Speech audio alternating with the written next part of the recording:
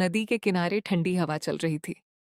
Jenny अपने दोस्तों के साथ एक पिकनिक टेबल पर हंस रही थी और पार्टी का लुत्फ उठा रही थी।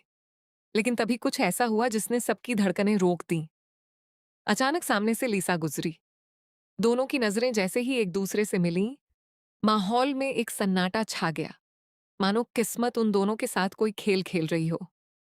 लिसा ने जेनी को देखा, लेकिन जेनी के चेहरे पर असहजता देखकर उसने चुपचाप वहां से चले जाना ही बेहतर समझा। वो मन ही मन सोच रही थी, वह मेरे आने से परेशान लग रही है, बेहतर होगा मैं चली जाऊं। दूसरी तरफ जेनी उलझन में थी।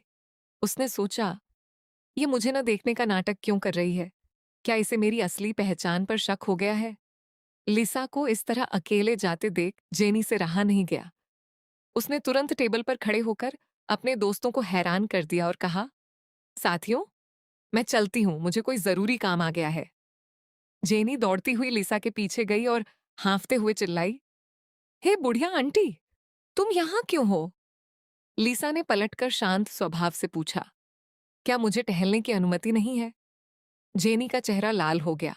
वह झेंपते हुए बोली, मेरा मतलब है, तुम अकेले क्यों हो? और तुमने अभी मुझे न देखने का नाटक क्यों किया, हाँ? जब लिसा ने जेनी को बताया कि वह उसके दोस्तों के सामने उसे परेशान नहीं करना चाहती थी, तो जेनी के दिल की धड़कनें बेकाबू हो गईं। उसका दिल डग डग करने लगा। वह मन ही मन खुद को कोसने लगी कि उसने पहले लिसा का आमंत्रण ठुकरा दिया था और अब लिसा को इस तरह अकेले देखकर उसे बेहद दोषी महसूस हो रहा था। अपनी भावनाओं से लड़ते हुए जेनी ने अपनी सारी हिचकिचाहट को एक तरफ फेंका और पूरी ताकत से चिल्ला उठी, चाची, क्या तुम मेरे साथ डेट पर चलोगी? लिसा पूरी तरह चौंक गई। उसके मुंह से सिर्फ एक शब्द निकला, हाँ। अपनी ही बात पर शर्माते हुए जेनी ने बिना देर किए आगे बढ़कर लिसा का हाथ मजबूती से थाम लिया। लिसा को अपनी आंखों पर यकीन नहीं हो रहा था। जादुई रास्तों और गिरते हुए पत्तों के बीच जेनी उसे खींचते हुए आगे ले जा रही थी। लिसा ने मन ही मन सोचा, जरा रुको, मैं सपना तो नहीं देख रही हूं ना? आखिरकार नदी के किनारे का वह ठंडा माहौल दोनों की आपसी गर्माहट से भर गया। जेनी का लाल चेहरा और लिसा की प्यारी सी मुस्कान ये बयां कर रही थी कि उनके बीच की सारी गलत फहमियां दूर हो चुकी हैं। जेनी ने लिसा का हाथ थामे हुए मन में मुस्कुराकर कहा, बहुत गर्म महसूस हो रहा है, सपने जैसा। जेनी चुपचाप लिसा का हाथ थामे आगे बढ़ रही थी। उसके दिल में अजीब सी हलचल मची हुई थी। वह मन ही मन सोच रही थी, अजीब सी शर्म आ रही है, लिसा का हाथ बहुत गर्म लग रहा है, मैं कितनी घबरा रही हूं, बस चुपचाप चली जा रही हूं। दूसरी तरफ लिसा के चेहरे पर एक सुकून भरी मुस्कान थी। तभी लिसा ने पीछे मुड़कर जेनी की तरफ देखा और सामने की ओर इशारा करते हुए कहा, क्या ये एक डेट नहीं है? चलो हम आइसक्रीम खाते हैं। लिसा उसे सीधे एक ऐसी दुकान पर ले गई जहां जेनी की सबसे पसंदीदा आइसक्रीम मिलती थी। दुकान का बोर्ड देखकर जेनी की आंखें खुली की खुली रह गईं।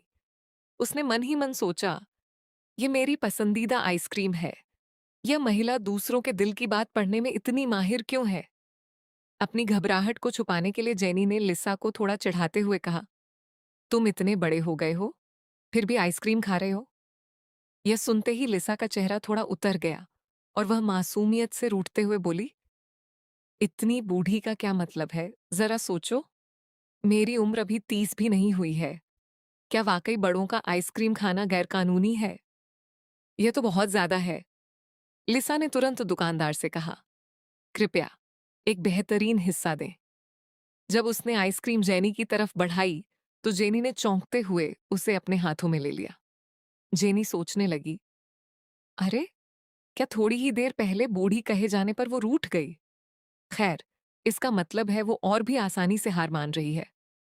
नदी के किनारे टहलते हुए लिसा के मन में अचानक एक उलझन जागी। उसने थोड़ा गंभीर होकर पूछा, क्या मेरे जैसा व्यक्ति वाकई उबाऊ है? क्या मैं डेटिंग के लिए उपयुक्त नहीं हूं? जेनी ने सीधे शब्दों में जवाब दिया, हाँ, तुम्हारे साथ चलना किसी बड़े के साथ चलने जैसा लगता है, डेट नहीं। लिसा ने जब उसकी तरफ देखा तो जेनी ने फिर अपनी बात दोहराई, हाँ, तुम्हारे साथ चलना किसी बड़े के साथ चलने जैसा लगता है। जेनी की इस बेबाकी पर लिसा नाराज नहीं हुई। वह बस थोड़ा-सा मुस्कुराई और अपनी नज़रें छुपाकर दूर रात के शांत आकाश और रोशनी से जगमगाते पुल की ओर देखने लगी। फिर लिसा ने धीरे से मुड़कर जेनी की आंखों में देखा और पूछा, "तो फिर तुम अब भी मेरे साथ क्यों जाना चाहती हो?" यह सवाल सुनते ही जेनी अचानक बुरी तरह घबरा गई। उसका चेहरा एक बार फिर लाल हो गया और अचानक उसमें लिसा की आंखों में आंखें डालकर देखने की हिम्मत नहीं हुई। उसने अपनी नजरें चुराते हुए बेहद धीमी आवाज में कहा, क्योंकि क्योंकि तुम दुखी लग रहे हो। लीसा ने दूर बहते पानी को देखा और फिर जेनी की तरफ मुड़कर बेहद धीमी, थोड़ी झिझकती हुई आवाज में कहा, मैं खुद ही कोरिया आई हूं जेनी, इसलिए अभी तक यहाँ की आदत नहीं पड़ी है। मुझे तो ये भी नहीं पता कि अपने बॉयफ्रेंड को कहाँ लेकर जाऊं ताकि उसे अच्छा लगे। मैं बहुत सोच विचार कर चुकी हूं कि उसे तारों को दिखाऊं या नहीं, पर मैं ये पूछना ही भूल गई कि उसे ये पसंद भी है या नहीं। माफ करना। लीसा को परेशान देखकर जेनी का दिल बैठ जाता है। जेनी ने लीसा से कोई बात छिपाई थी। वह मन ही मन सोचने लगती है, मुझे बहुत बुरा लग रहा है, जैसे कोई गहरा दुख हो।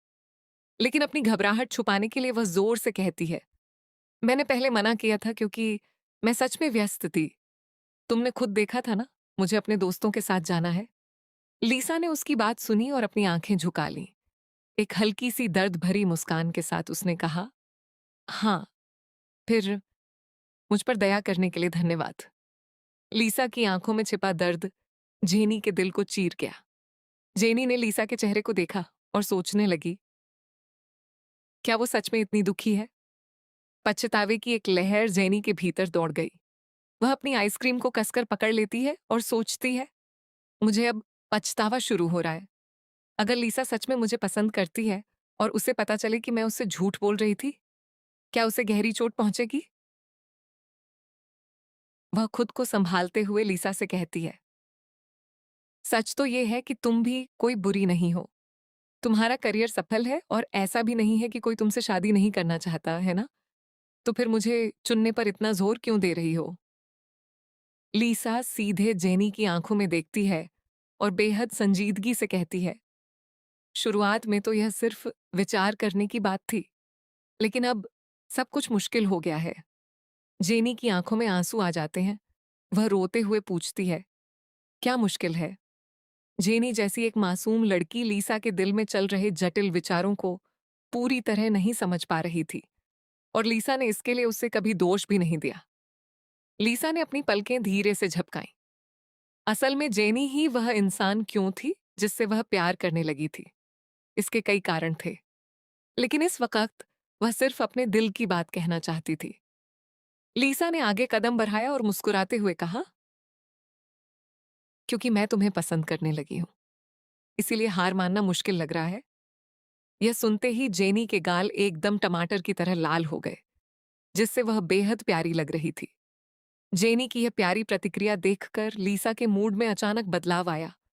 उसकी आंखों में अब एक शरारत भरी चमक थी, मानो वह जेनी के और भी करीब आना चाहती हो। लीसा थोड़ा और करीब झुकी और शरारती लहजे में फुसफुसाई, तो फिर क्या हम एक किस कर सकते हैं? जेनी पूरी तरह से हड़बड़ा गई। उसका चेहरा शर्म और घबराहट से लाल हो गया और वह कांपते हुए चिल्लाई, हम? तुम क्या कह रही हो? थरकी। ब्रिज की रंगीन लाइटों के नीचे दोनों के बीच का सारा तनाव और उदासी एक पल में गायब हो गई और उनकी कहानी में प्यार की एक नई और खूबसूरत शुरुआत हुई। आज के लिए इतना ही, मिलते हैं अगले एपिसोड में।